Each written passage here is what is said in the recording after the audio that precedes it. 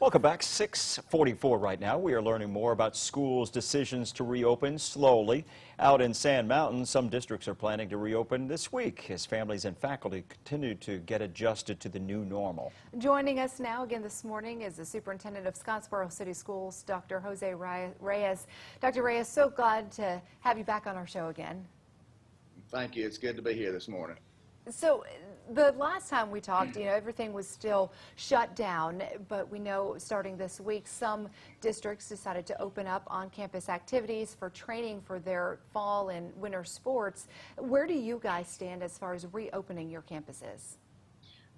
Well, we've decided to stick with the original date of bringing students back to campus, and that would be next Monday, June the 8th. We did this Monday have a meeting with all of our coaches.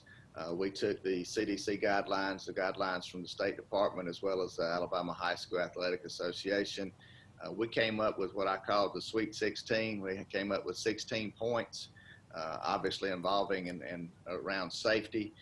We met with our coaches again, went over all of those to make sure that all sports understood exactly what the expectations were in terms of safety. And so we look to get ready and get started with our kids on Monday. Dr. Reyes, what would you suggest, as the student athletes getting ready to get back in there, the coaches and so on, what are the biggest things that they're going to have to adjust to? Well, I think the biggest thing they'll have to adjust to is similar to what we've had to adjust to already is social distancing and trying not to be that close to each other. And athletics, it is something where people congregate together. It's a brotherhood, a sisterhood. You have young men, young women who want to socialize with each other. And while we certainly will allow them to do that, it's just the distance with which they do that has to be something that we keep in mind continuously. So I think that's going to be the most difficult part, is just trying to remind them constantly that, hey, while we want to be together, we just can't invade each other's personal space as much as we might have normally done so in the past. Let's switch things over to summer school. How is that looking for your district? Is it still staying that distance learning, a virtual summer school program? Well, for us, for summer school, we actually don't hold a normal summer school anyway. Any of the students that we have, specifically more at the secondary level, if they have to make up courses, we do that online.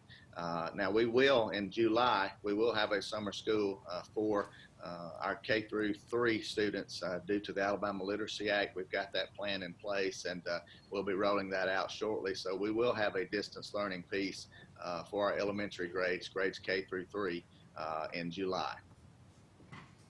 All right, and what about, we've got about 30 seconds left. What about the summer feeding programs? Are you guys continuing that for those students and families in need?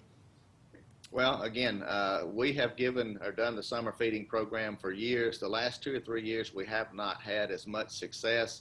We would have a central location where families could come and get the lunches, but that's actually been tapering off year after year after year. And we actually last year did not offer a summer feeding program, but we are still this year with Nourish One Child. We are continuing what we did as a system from March to May. We do have a location here in the school system that Nourish One Child, that's a community organization we have where parents and students can come pick up meals. But again, that's not necessarily school sponsored, although we do help with that in providing a location. So that's how we're handling this year. And let me just say very quickly that I'm so proud of our people. March through May, I think we were one of the only school systems that never ceased serving meals to our students via the buses and our people. So real proud of our folks. Our community was very happy with that. And so just want to say a shout out to our child nutrition program and the volunteer organizations we have in our community. That is absolutely incredible. Dr. Reyes, the superintendent of Scottsboro City Schools, thank you so much for joining us again this morning. We look forward to talking to you again soon.